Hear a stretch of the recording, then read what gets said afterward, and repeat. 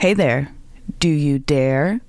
If you're into true crime, the paranormal, mysteries, and everything in between, check out Do You Dare? It's a podcast where siblings Emily and Key and Dare dive into the cases that fascinate and unsettle them. They take turns picking the stories, true crime, ghostly encounters, unsolved mysteries, and share all the details with each other and you. Plus, you'll hear the occasional cameo from Emily's dog Kylo and his squeaky toy. If you're looking for something intriguing, creepy, and a little bit fun, give Do You Dare a listen wherever you get your podcasts. And remember, come back next week if you dare. Canadian Creepies is recorded on the traditional lands of the Haudenosaunee and Anishinaabe peoples, under the Dish with One Spoon Wampum Agreement. These lands and waters have been cared for since long before Canada existed, and they remain deeply important to Indigenous communities today. As we tell stories about darkness, injustice, and memory, I want to acknowledge the very real histories of colonization, violence, and erasure that Indigenous peoples continue to endure.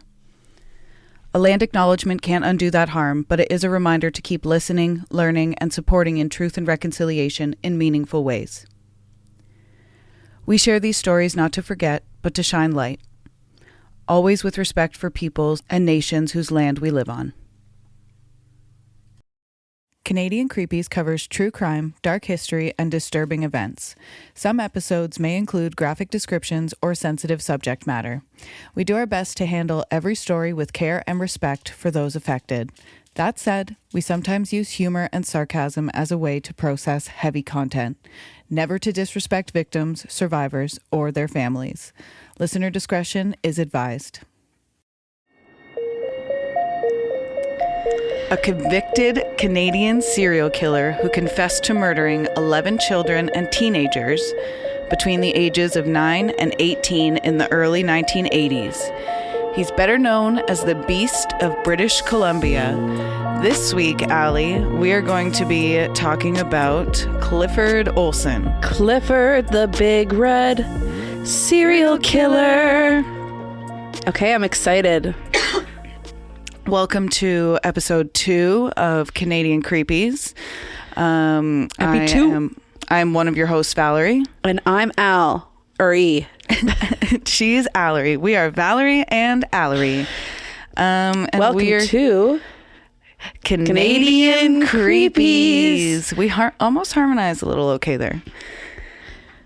We're creeps for the true crime. We are creeps. We're not really creeps in real life, though. Rest assured. Rest assured. We are just normal. We have jobs. We both worked the same job today and are exhausted. But here we are, and we're happy to be here. This is unwind time. Unwind time, talking about true crime. Time to truly relax within true crime. That's right. That's right. And before we get into Clifford Olson, anybody who has followed the Robert Pickton case will know that I definitely left out just like a few things like the trial. And so I wanted to go through that before we hop into Clifford Olson. Kind of like a part 2, final part 2. Yeah, the final entry of the saga. Final Pickton part. That sounds like a good like a drama warm-up. Final Pickton part. Okay, so the trial for hopefully you've listened to episode 1. If not, please listen to episode 1. And here we go. So Pickton's trial began on January 30th, 2006. So we were 16. Mm-hmm. I feel like I do remember this happening though. I was too wrapped up in trying to catch the attention of my now fiance at 16, so I wouldn't have cared about this. But my fiance's family could have been maybe not mingling with Robert Pickton at the time, but in the first part episode, I explained how like my fiance's family like partied with this guy. They've got some stories. Maybe I'll come back to another episode in the future when I can, kind of elaborate more and get some more like insight of details of it, because that would be another good pretty idea. cool. Yeah. So his trial began January 30th, 2006 in New Westminster, British Columbia. He pleaded not guilty to the 27 charges of first-degree murder in the Supreme Court of British Columbia, which is very funny because he did admit to that undercover officer that he was like, I killed 49 women. I'm really upset I didn't kill 50. Yeah. So the voir dire phase of the trial took most of the year to determine what evidence might be admitted before the jury. Reporters were not allowed to disclose any of the material presented in the arguments either. Question, sorry. Answer. Were family members allowed to be, of victims, allowed to be at this trial? I would imagine so. Okay, I didn't know. I would imagine so. Hopefully they were allowed to do like, again, but, well, it was 2006, but we'll find out. Yeah, I'm just curious if things like that, like if family members are allowed in certain trials, are not allowed in certain trials, depending on like the crime level. Yeah, you know well, they what I mean? definitely, I believe, family of victims is absolutely allowed in the trial. I guess unless they're going to be like disruptive through grief and just wanting to get revenge. Yeah, okay. Definitely. So on March 17th, one of the counts was rejected by Justice James Williams for lack of evidence. So one of the counts of first-degree murder was rejected. On August 9th, Justice Williams severed the charges, splitting them into one group of 6 counts and another of 20. So the trial proceeded on the group of 6 counts, and the remaining 20 were stayed on August 4th, 2010. Because of the publication ban, full details of the decision were not made publicly available. Okay. But Justice Williams explained that trying all 6 charges at once would put an unreasonable burden on the jury, as the trial could have lasted up to 2 years. It also would have increased the possibility of a mistrial. Oh, the mistrial would have sucked if that happened. That would have sucked. Yeah. It really would have sucked. And it's Any mistrial sucks in a case that people know that justice is needed. And that one, because all it takes is one. Oh no, a mistrial is it one juror that doesn't agree, or? It can be that. I think a mistrial can happen for a variety of reasons. Okay. So yeah, you're right. Yeah. But then it's like, then they have to do it all over again. Right? Yeah. Yeah. So to put family members through. Yeah. Oh my goodness, that would suck. Absolutely brutal. Okay. The initial date for the jury trial on the first 6 counts was January 8th, 2007. Fun fact, January 8th is David Bowie's birthday. David Bowie. And I know that because I'm obsessed with David Bowie. You are. Not to align David Bowie and like a serial killer together, but whatever. So the initial jury trial on the first 6 counts was January 8th, 2007, but it was postponed to January 22nd. On that date, Picton faced first-degree murder charges in the deaths of Frey, Abbotsway, Papin, Joesbury, Wolfe, and Wilson. So those are the last names of the 6 victims. Okay. The media ban was eventually lifted, and the details of what was found during the investigation were publicly released. And we're going to get into that. Okay.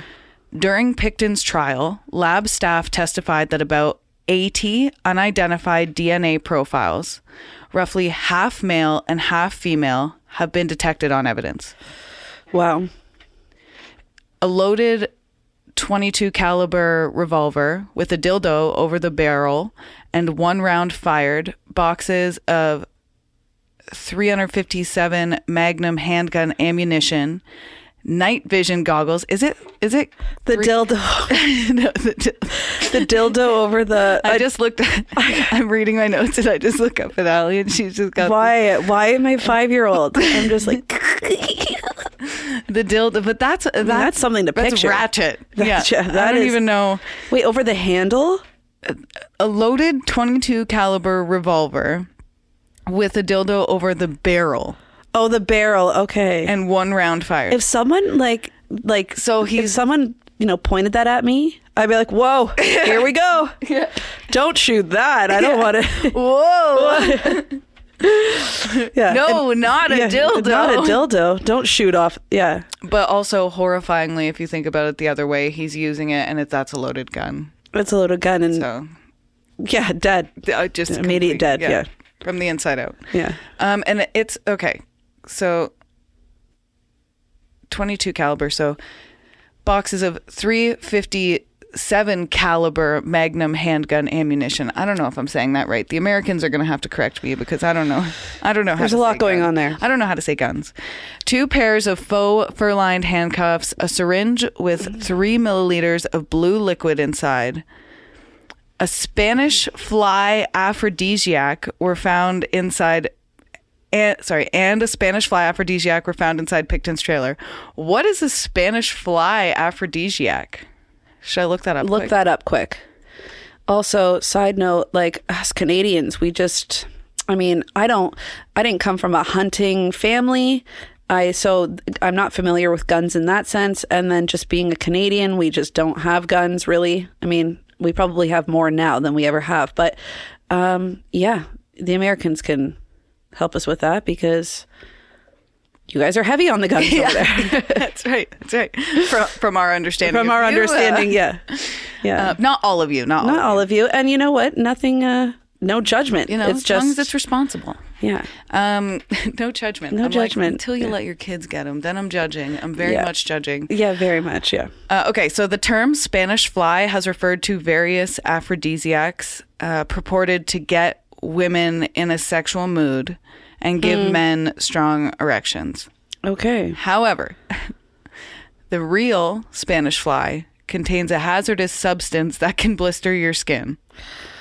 Spanish fly refers to a number of love potions and aphrodisiacs available on the market for decades. Why am I thinking like Jack the Ripper? I don't know why. You think he used some Spanish fly? How would he have gotten it? No, there's not going to be any Spanish fly related to Jack the Ripper. That's the first thing I thought about. But I thought of the Honey, I Shrunk the Kids. No, there is a giant fly. There is a giant fly. There's also a cockroach. Yeah, the cockroach. And and the ant. Honey, we shrunk ourselves. Honey, we shrunk ourselves. Great.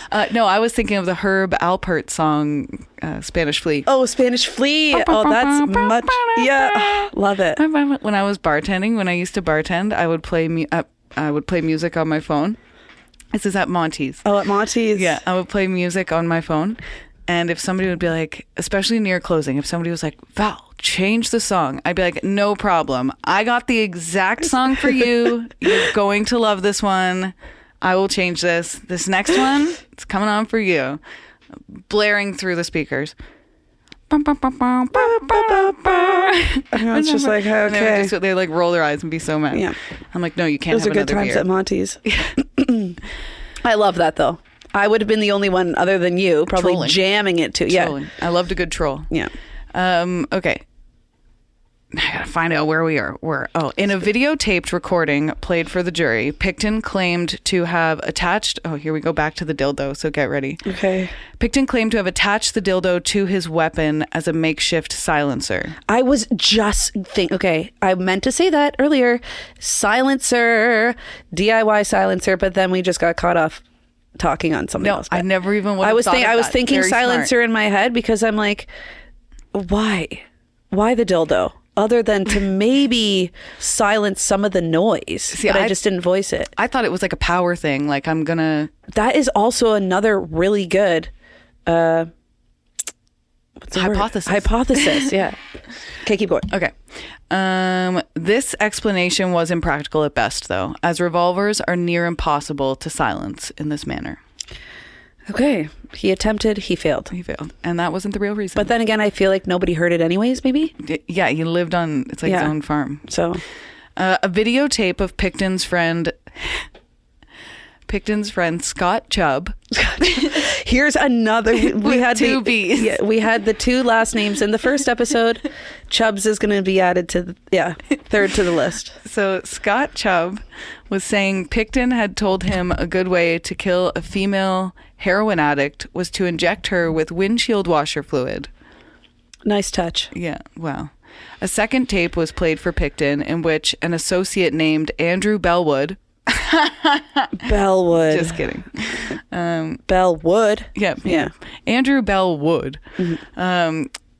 So he named Andrew Bellwood, said Picton mentioned killing sex workers by handcuffing and strangling them, then bleeding and gutting them before feeding them to pigs. My God. That's just brutal. That is just brutal. No one deserves that. Pedophiles deserve that. Pedophiles deserve that. And Robert Picton himself deserves that. I would argue that animals don't deserve that. Animals don't deserve that. You're a vegetarian, so you agree. I know, but I'm a hypocrite when it comes to fish. Yeah. Horrible. But also, yeah, I don't like the whole gutting thing. It's so, it's so gory. I watched this show the other day called Love Off the Grid. Love Off the Grid. Is that good? It's good. It's good. And this woman, obviously she was killing her own chicken. Yeah. And it's just like thanking it for its life, and I was like, I could not. It depends on how you're brought up. I truly believe that. Yeah, I agree with you. Absolutely agree with you. I mean, for example, just a quick side note, like Dahmer, because I was talking to my mom about Dahmer yesterday, but his dad, I don't know if he introduced him to like roadkill, and he just got comfortable with it somehow, but he was like introduced to something. Yeah. I swear. I think it was. Maybe I'm completely wrong about exactly what it was, but yeah, and then his dad helped him. Yeah, dissect it or break it down. So it's like you're a product of a comfortability from what you grew up in. Yeah. So, pig farming and like dairy industries and stuff, like being around death of animals can be quite normal to some people. Yeah. I just can't fathom it. I couldn't even handle my I'm on a peach orchard, and if a peach falls, I'm like, oh, that poor peach. Yeah. I couldn't even handle it at my sister's with the roosters and the chickens. That's brutal. Yeah. Okay, so photos of the contents of a garbage can found in Picton's slaughterhouse, which held some... let me try that again. Also presented at the trial were photos of contents of a garbage can found in Picton's slaughterhouse, which held some remnants of victim Mona Wilson. Dang. Right? Remnants. I know. Ooh, I know. It gives me the heebies. Also, so sorry to the family of Mona Wilson. Yeah. On December 9th, 2007. Okay, so the trial started in January 2006. And it's not until December 2007 the jury found Picton not guilty on 6 counts of first-degree murder, but he was found guilty on 6 counts of second-degree murder. Okay. So maybe we should look up the difference between first and second-degree murder, because I can never remember. So this is like just under 20 years ago? Ish? Yeah. Dang. Time flies. First-degree murder is defined as a homicide that is both planned and deliberate. An example of this is a contract killing. Okay. That makes sense. Second-degree murder, the definition of second-degree murder is a deliberate killing that occurs without planning and does not fall under any of the categories of first-degree murder. Right. Okay. So they basically said he didn't plan it, and they were like impulsive killings, maybe. Yeah, impulsive would make sense. Maybe even I could see legal teams using, mental health or maybe psychosis of some sort as a defense mechanism for someone's choice in killing someone, but not not pre-planning it. Yeah. Okay. Like it was like a crime of passion. Crime of passion, yeah. On December 11th, 2007, after reading 18 victim impact statements, British Columbia Supreme Court Judge Justice James Williams sentenced Picton to life with no possibility of parole for 25 years, which is the maximum punishment for second-degree murder. Well, and equal to the sentence which would have been imposed for a first-degree murder conviction, stating, Mr. Picton's conduct was murderous and repeatedly so.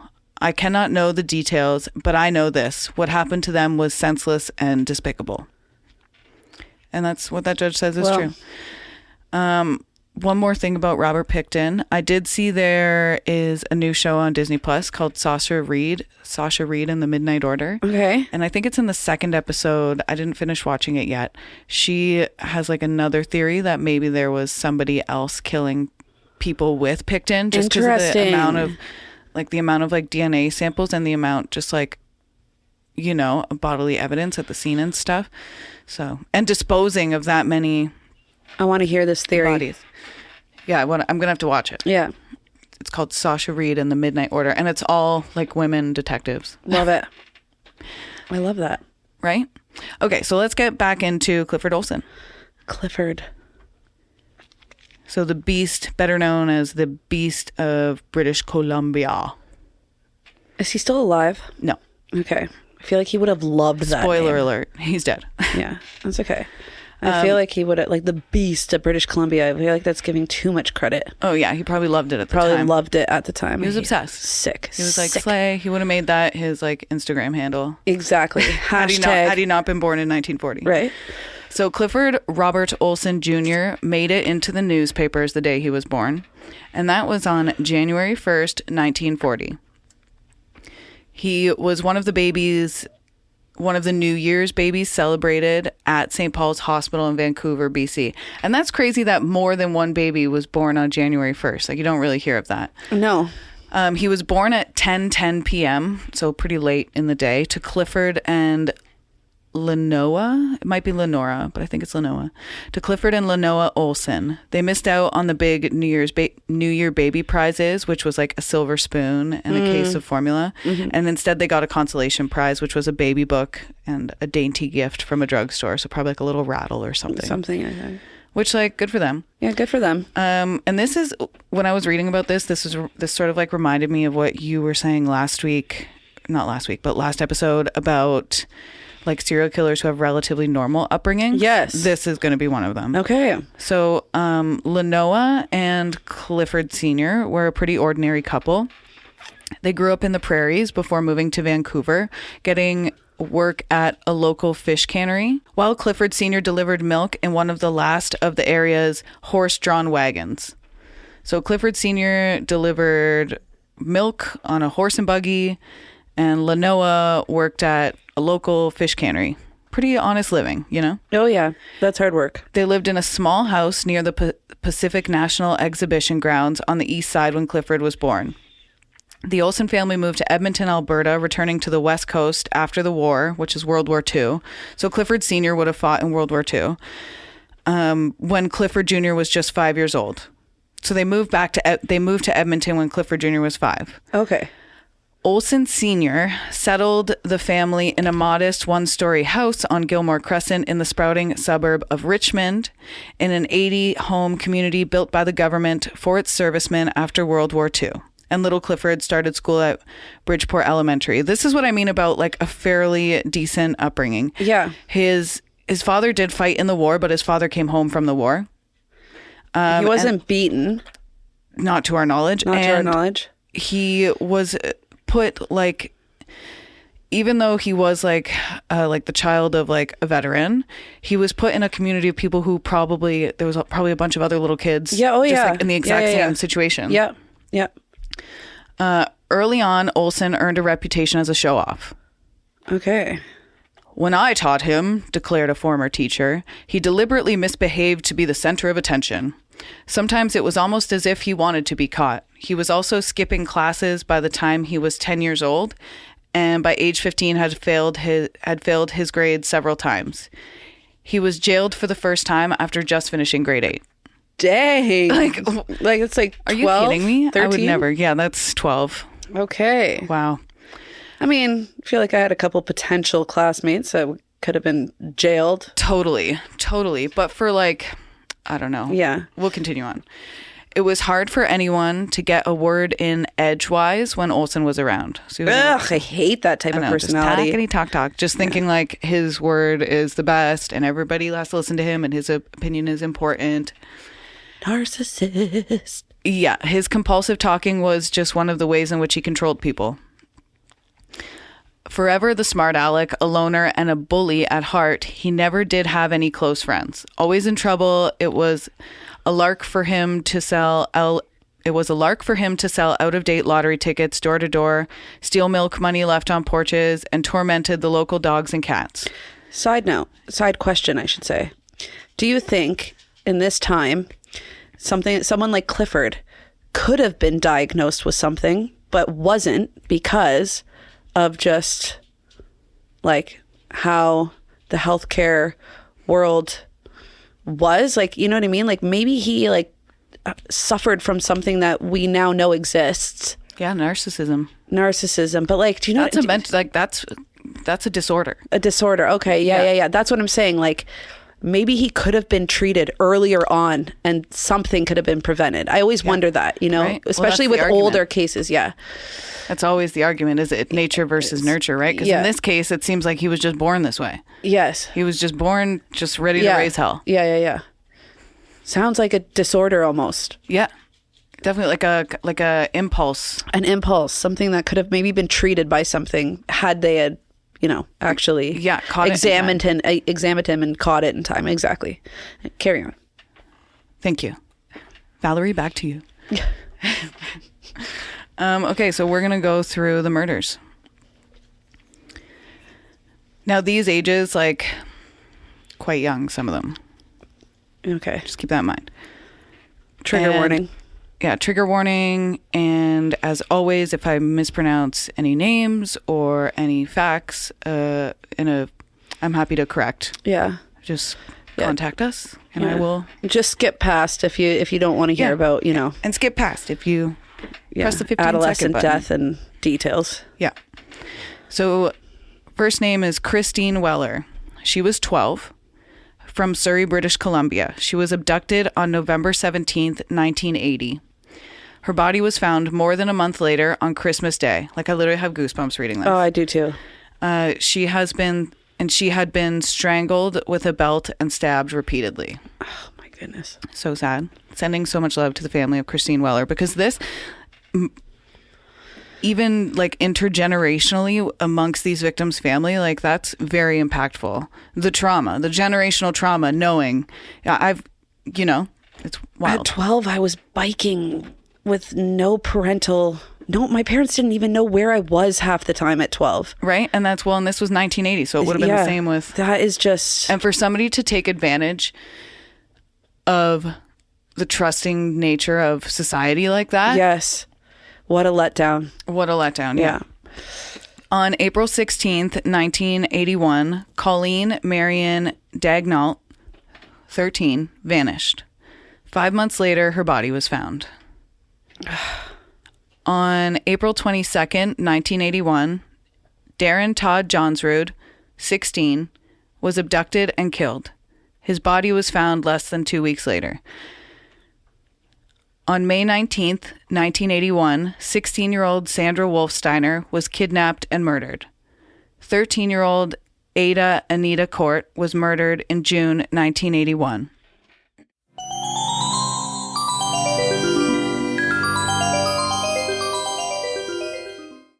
You. Still haunting the same old fast fashion? Time to dig up something better with Back from the Dead Goods, a Canadian small business where forgotten threads get a second life and sustainability meets spooky. This isn't just upcycled clothing. It's resurrected fashion with an eerie edge. Handpicked, reworked, and revived, every piece is as unique as a ghost story whispered at midnight. And because you're a part of the Canadian Creepies family, you get an exclusive deal. Use code CanadianCreepies at checkout for 10% off. Find them lurking on Instagram, Etsy, and Poshmark. Links are in the episode description. Give your wardrobe a second chance at life, if you dare. Hey creeps, it's Valerie here. And if you're anything like us, you love capturing a moment, whether it's spooky, sweet, or somewhere delightfully in between. Let me introduce you to our go-to for stunning shots, darkroom photography based right here in the heart of the Niagara region. Mel, the brilliant eye behind the lens, is a lifestyle and creative photographer who brings a little bit of magic and maybe a touch of mystery to every session. She's got all her prices listed right on her website. Super transparent, no tricks. And she runs killer seasonal specials around Mother's Day, Halloween, Christmas, and more. I'm telling you, her Halloween sessions, creepy perfection. So, if you're in the Niagara area and looking to capture memories that are hauntingly beautiful, hit up Mel at mel@darkroomphotography.ca or check out her work at www.darkroomphotography.ca. That's Darkroom Photography, where your memories come to life, even in the dark. Looking for your next obsession? The Creators Collective Podcasts is your gateway to the dark, the chilling, and the downright fascinating. We're a community of independent podcasts with one goal: to share the best in true crime, paranormal tales, folklore, and unexplained mysteries.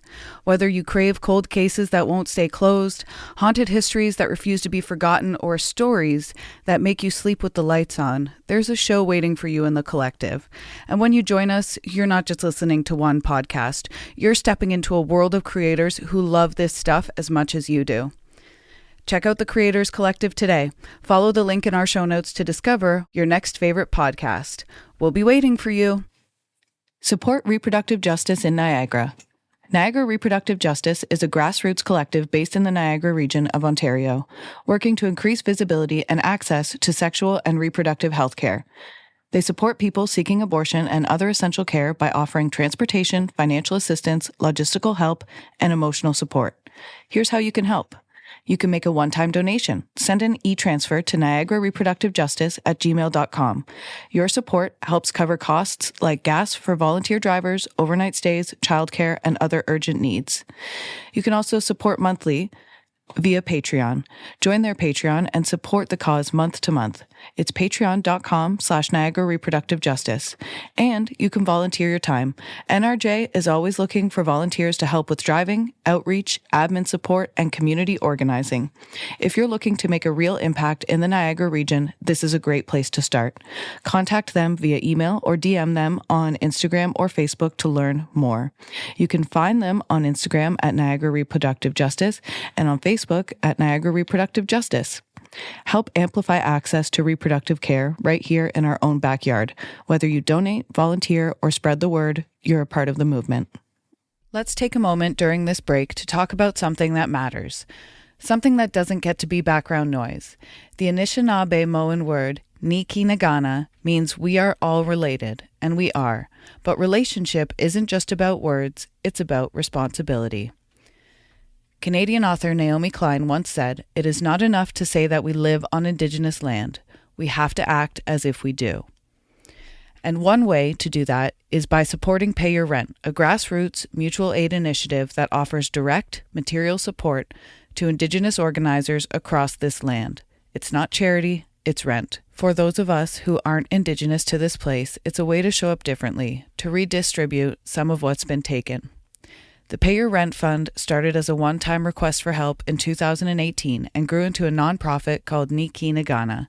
Your monthly or one-time donation can help provide food, hygiene supplies, housing support, and resources for Indigenous-led resistance and community care. So if you've ever said, "We're all related," ask yourself, are you being a good relative? Visit payyourrent.ca and find out more about how you can be part of something better. Now, back to this case.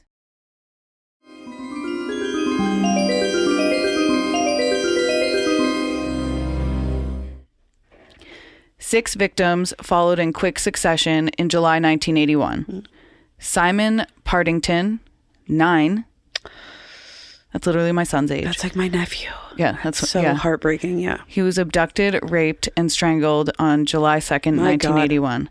Like, my heart just goes out to these families and the parents of these children. I can't imagine. And who would have as a mother, I absolutely cannot even fathom. That's why I was saying, to relive through trials, through mistrial, and then having to relive again. I couldn't. I just don't think I'd have it in me. And then have to go to the parole hearing. Yeah. To make sure that they're not getting out. Most of the time I feel like they're cowardly. They don't look up. They don't show, they just, from many trials that I've seen, they even laugh at times. Yeah, they're they taunt. They taunt. Yes. And it's Some of them do. Yes. It's very unnerving. Judy Kozma, a 14-year-old from New Westminster, was raped and strangled a week later. So that was after Simon. Mm-hmm. Her body was discovered on July 25th near Weaver Lake. The next victims were Raymond King II. He was 15, abducted on July 23rd, raped and bludgeoned to death. Wow. Sigrun Arnd, an 18-year-old German tourist, raped and bludgeoned 2 days later. Terry Lynn Carson, 15, raped and strangled on July 27th. And Louise Chartrand, age 17, the last victim identified, who died on July 30th. Sounds like it progressed because the first couple, there was no rape. And then it progressed to maybe more violent acts as he got more comfortable, right? Yes. I think it tends to happen like that in a lot of the cases. Definitely. Yep.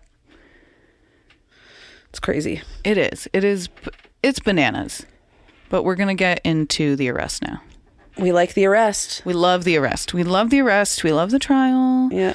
I also have like a timeline here. But I wanted to read, I think after I do the arrest and plea bargain, then I'll go through the timeline just to see like how long sounds good this reign of terror lasted. I want to know the reign of terror time. Yes. Time. Yeah. So Olson, who had, so we're on to the arrest and plea bargain right now. Olson, who had an extensive criminal history, was arrested on August 12th, 1981. Oh, and before I get into this, I meant to credit a creator at the beginning of this. Because I gained a lot, how I'm doing my research for each episode, I'm still sort of learning and navigating my way through that. There is one creator on YouTube, True Crime Canada, just compelling. It's great. Okay. The host of it is great. I watched like a 50-minute thing on Clifford Olson before I actually started. Right. Because that's how I learn. I have to watch and then. Yeah. But she's just like great. And she'd probably be so happy to know that you've. Oh, yeah. And I'm going to plug her a link to her channel will be in the show notes. So feel free to check her out. And we'll be pulling from her quite a bit. She's a great resource. Any source you'll mention for credit. Yeah, for sure. Okay, so Olson, so we know he had an extensive criminal history, was arrested on August 12th, 1981, on suspicion of attempting to abduct 2 girls. Okay. So they finally got evidence to get him. A link of some sort. Yes. Okay. Yeah. By August 25th, so that was the 12th, so by August 25th, Olson had been charged with the murder of Judy Kozma. He reached a controversial deal with authorities, agreeing to confess to the 11 murders and show the RCMP the location of the bodies. Okay. Of the ones that hadn't been recovered yet. Okay, I wonder if they were accurate. Right. In return, authorities agreed that $10,000 for each victim was paid into a trust for his wife, Joan, and then infant son, Clifford III. Okay, so in order for him to cooperate, the Canadian government was going to put $10,000 per each victim. There were 11 victims he was going to identify. Uh-huh. They were going to pay him. What? Did he request that? Yeah. How can someone that does such careless things be so... It was the 80s, man. ...caring towards his own... son and wife. Wife. I know. It's wife, female, woman. It's so hard to reconcile. Yeah, it's crazy. His wife received $100,000. No shit. After Olson cooperated with the RCMP. Wow. Yep. And the 11th body, with the 11th body being a freebie. Yeah. So they My gave him, God. $10,000. I know. I'll throw an extra one in there for you. Here's your punch card. Yeah. I'm like, we don't have any punch cards. My God. Oh my God.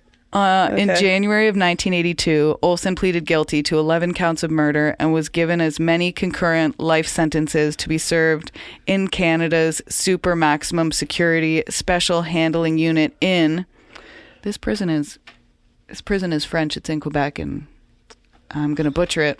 I want to say Paul Bernardo's there. Saint-Anne-des-Plains. I'm not sure. I need my Quebec listeners to correct me. Saint-Anne-des-Plains, Quebec, which houses many of the country's most dangerous criminals. Yeah. Olson scored a 38 out of 40 on the psychopathy checklist.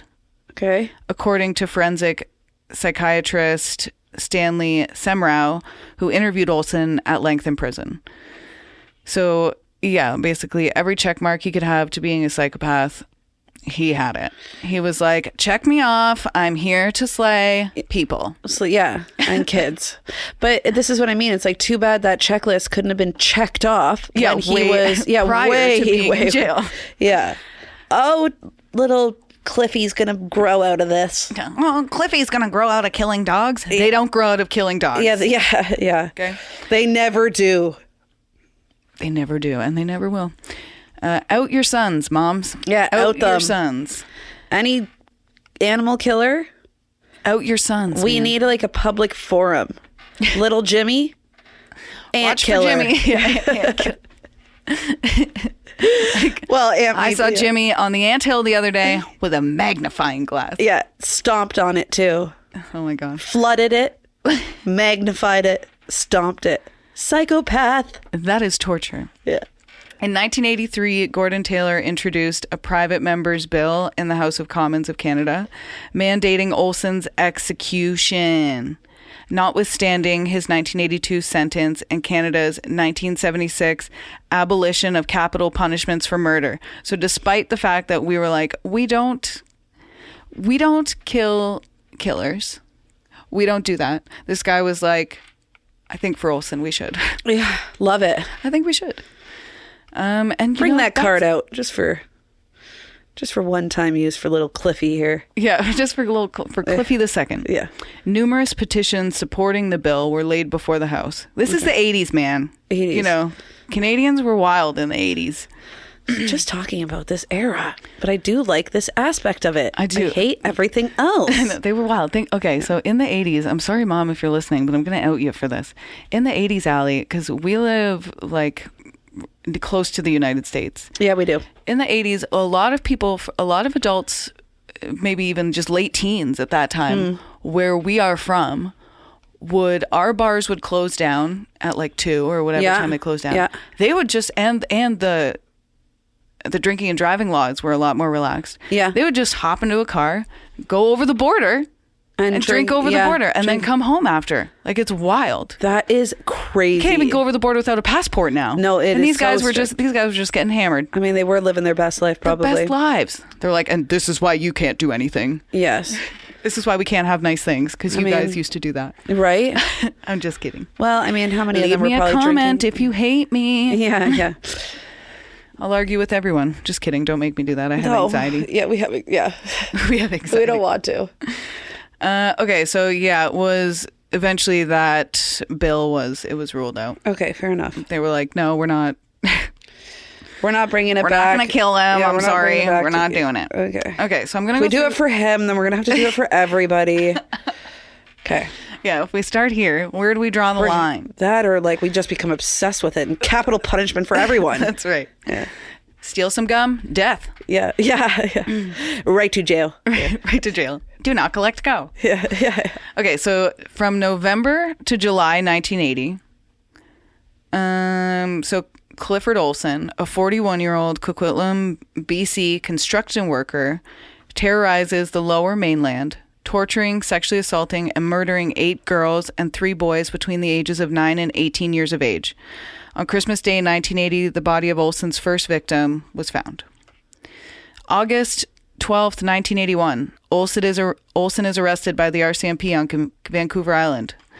It's like we should celebrate the day serial killers were caught. 100. Yeah, that should be a national, national. Like, woo, we got National him. Pie Day. More like National Clifford Jr. You remember that episode of The Simpsons where they're like, like getting the snakes out of town? Yeah. Oh, that was an old season. Yeah, we do that with like serial killers. Oh, I love Get out of here! Oh, that would be amazing. So funny. Yeah, there's no. Yeah, we have like National Shoelace Day. Everybody tie your shoelaces. Instead, we could have like a historical moment of like, wow, we're lame. That's right. I'll petition to make it a. Yeah. Sign our petition. Yeah. And everything.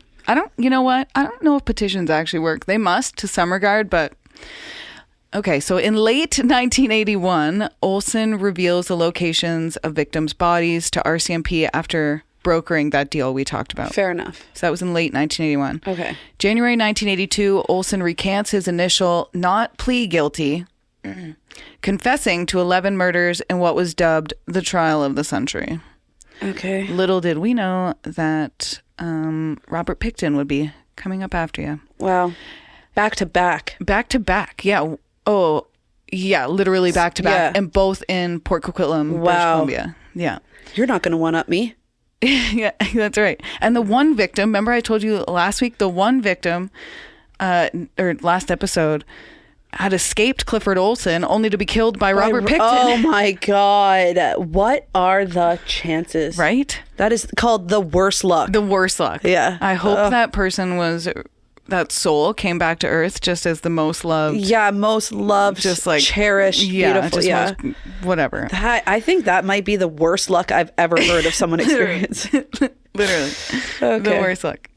In January 1980, I said that.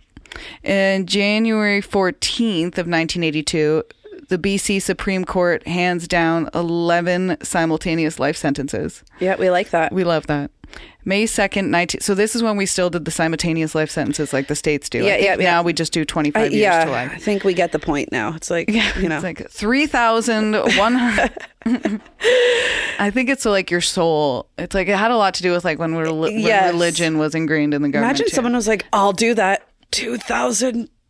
Could you imagine if someone actually made it? Yeah, to 2,000. They would just wouldn't. be like, that's absurd. But yeah.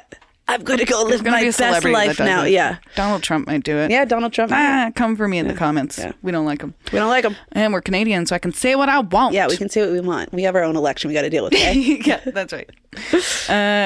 Leave me a comment. I'll tell you who I'm voting for. Yeah. May 2nd, 1986, Olson sends a letter to the parents of 16-year-old Darren Johnsrud detailing their son's murder. How...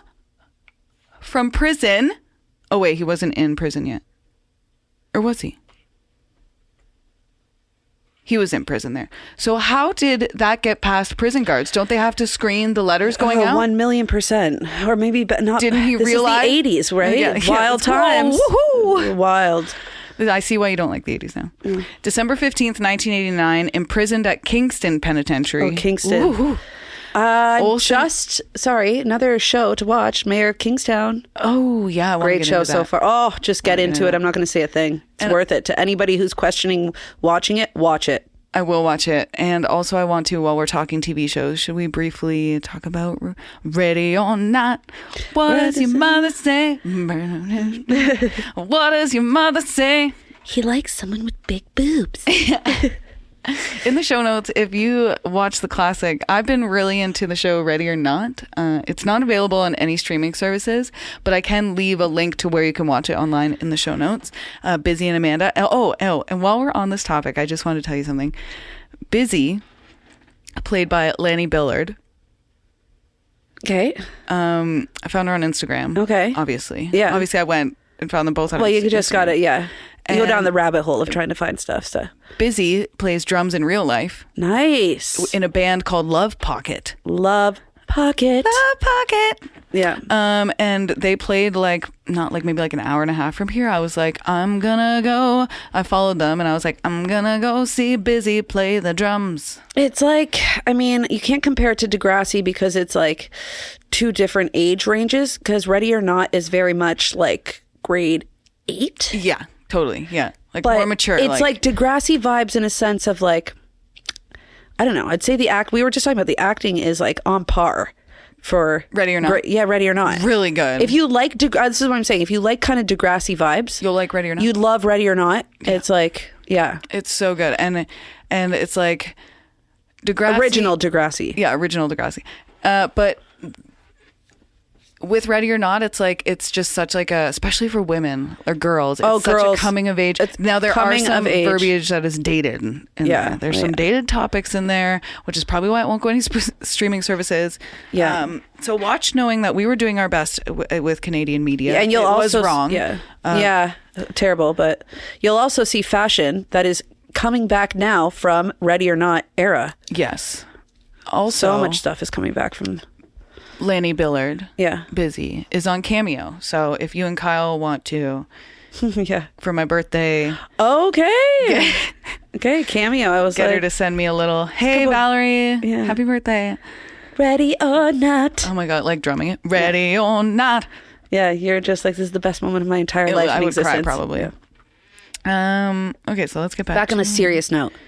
Okay, so yeah, thank you. December 15th, 1989, imprisoned at Kingston Penitentiary. Olson says God has forgiven him. Yeah, okay.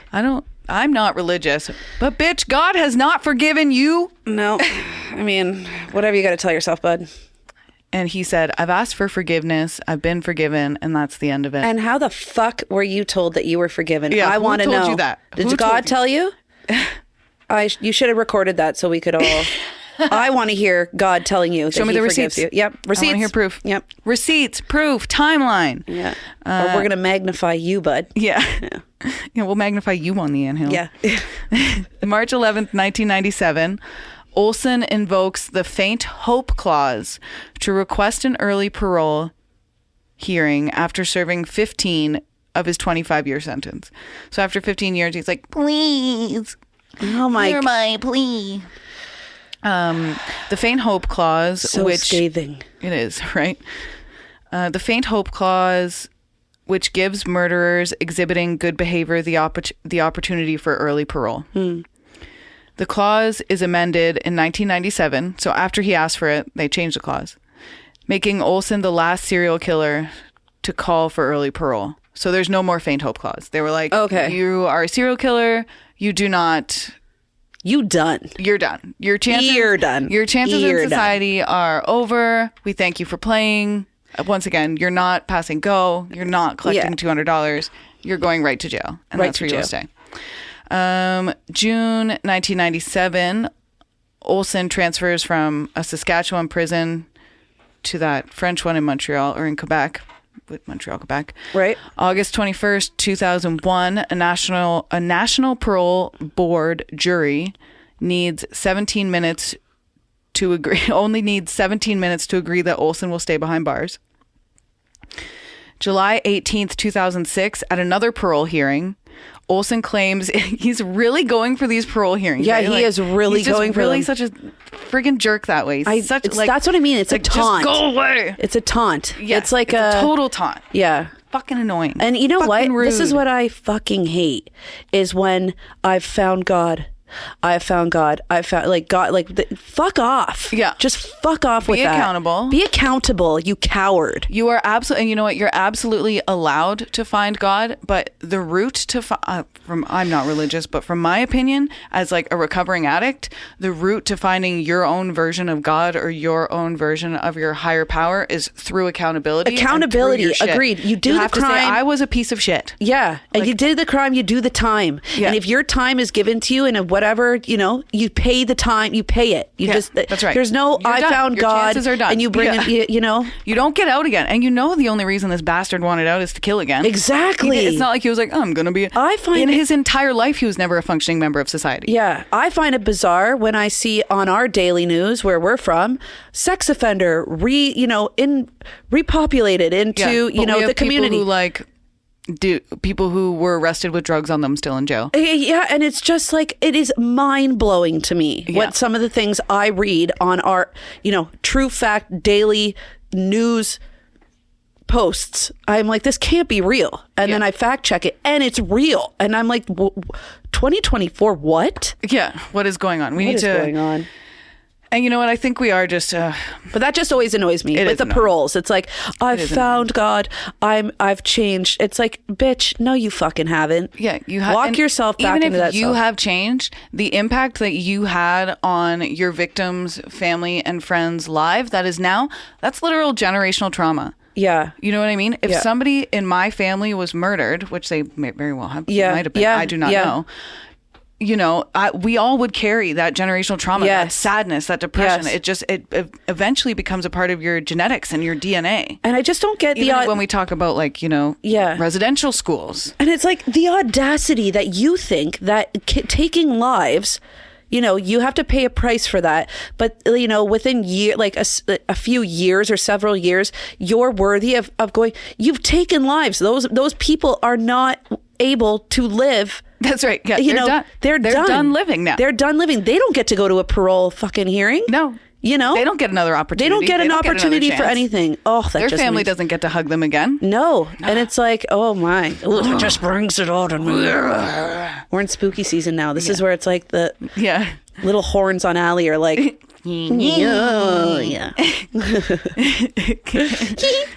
July 18th, 2006, at another parole hearing. Okay, this is one that got us worked up, so I'll repeat it.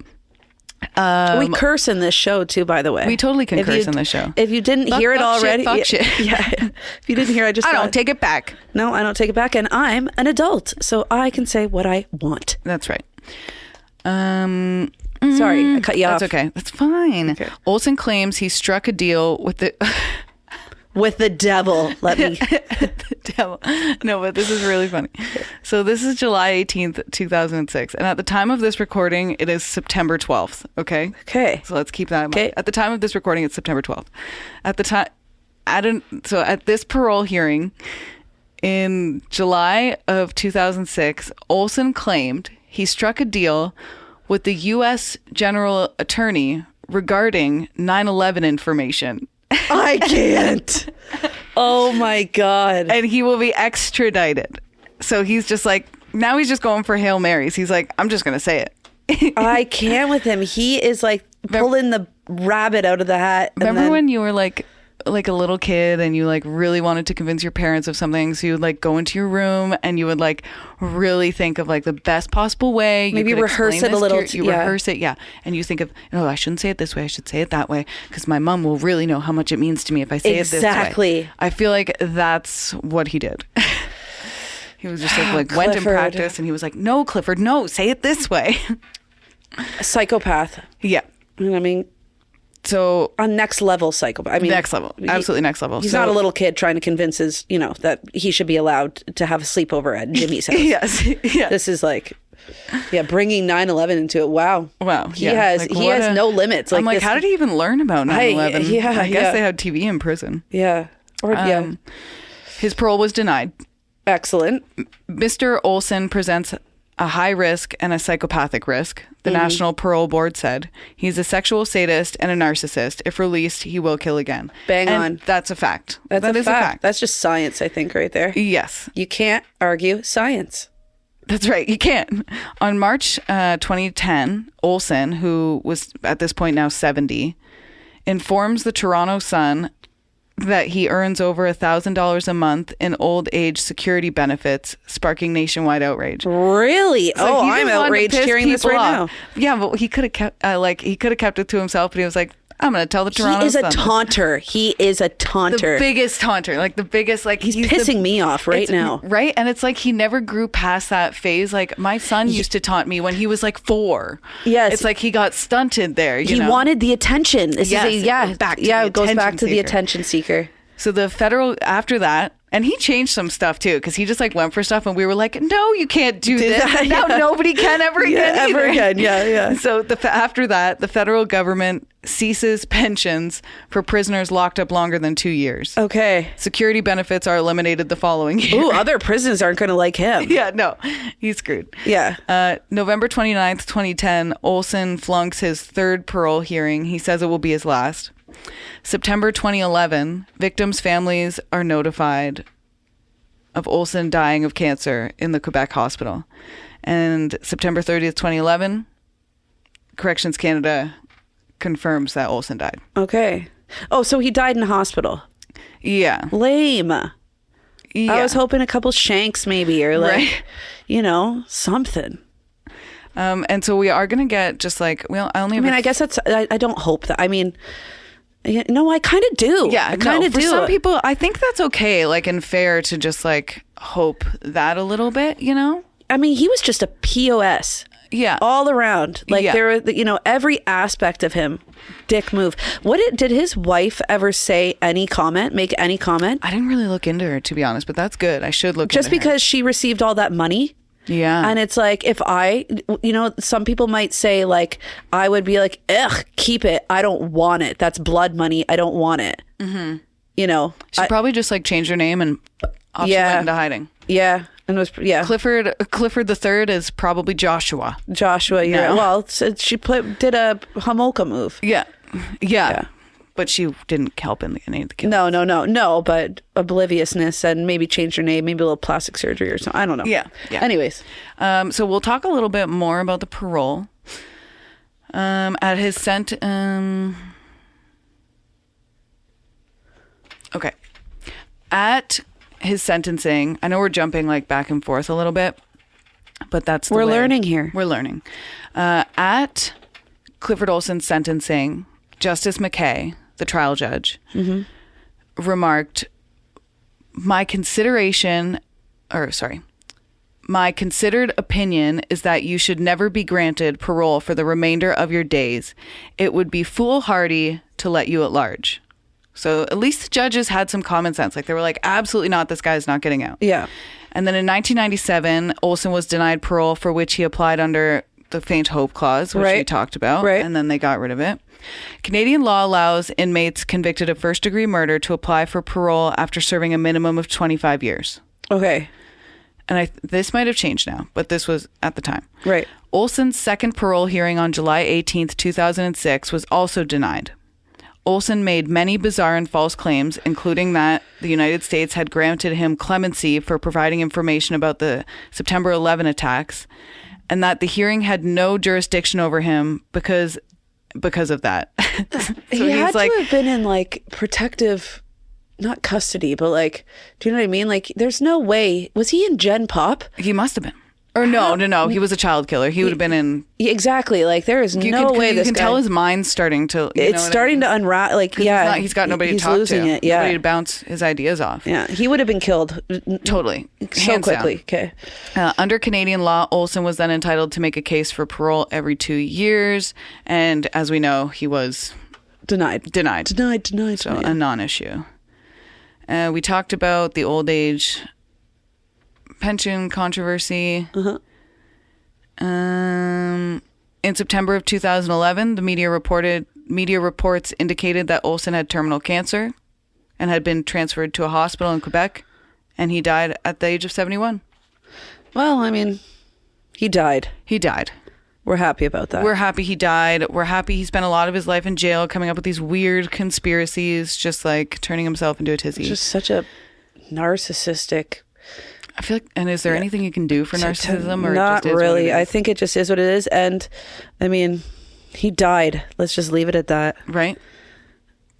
I mean, we're obviously doing an episode about him, but it's like some people are like, just don't talk about them. Then we're not giving them what they want. Well, I feel like it's like, you go, sorry. No, that's just I mean, like we've talked about him, but at the end we're like, he died. And that's what we wanted this whole time. That's right. For it to end that way. Exactly. And from the looks of it, I didn't do the math, but like if he died at 71 in 2011, and when was he? Let me go back to see when he was arrested. We can find out how old he was. Good. 2006 was something. He was arrested in 1981. So he was 41. 41. Okay. So he would have lived 30 years in prison. We like that.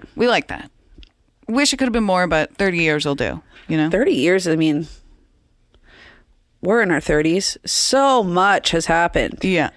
In 30 years. Like, that's a long time to be. It's a long time. Yeah. Like in that time, like from the 80s to the 2010s, smartphones came out. I don't even want to know what he would have been like if he had lasted debit machines, tap. Yeah, so true. But if he had reached to like late 80s, 90s, he would have been just gone. Yeah. Yeah, there would have been no. His mind would have just been collapsed. He would have been like, I should be in the president. I am Sir Isaac Donald Newton. Yeah. Yeah, Sir Isaac. Yeah. They're like the same person. Yeah, they're the same. I'm going to get hate for that. Oh, I'm fine with it because I'm Canadian. I'm still in jail. Oh. Yes. Yeah. Hey, well, thanks for listening to us this week. We just listened to your guys' debate over there. and it was a good one. Oh, in the States. Yeah. This is when we're filming this one, or taping this. Yeah, one. September 12th. Yeah, you guys have a lot on your plate over there. Okay, Yeah, we're gonna leave you guys to do your thing. Do your thing. We have our thing. We have our election here. we're coming up with, and let's just share media, and let's keep listening to each other's podcasts and crime stories and serial killer stories, and remembering and honoring the victims as well. Yeah, and families of the victims. Yeah, we're just doing our thing over here. We just love true crime. Okay, we do. Throwing a couple jokes in it here and there, and we love you for listening. Yeah. You can follow us on Instagram. As I say to our customers at the stand, you keep us going. You keep us going. Without you, where would our money be? Yeah. Just kidding. This is episode 2. We're not paid for anything. We're not paid for anything yet, but maybe one day. Maybe we'll get some little ad spaces going. But we're entering spooking season, so hopefully these episodes just get, even more spooky. Yeah. Creepy. No, creepy, I should say. You should listen to us with the lights down low. Lights down low. Yeah, a couple of candles going. Yeah. Maybe do a seance. Yeah. And watch an episode of Ready or Not. Oh, yeah. And watch an episode of Ready or Not. Yeah. For sure. Okay. All right. Thanks for listening to Canadian Creepies. Don't get creeped out. Don't let the bed creeps bite. And creeping it real. Yeah. Creep it real over there. Keep it real for wherever you're listening from. And thanks. And we like you. And we love like you a lot. Okay. Okay. Bye-bye.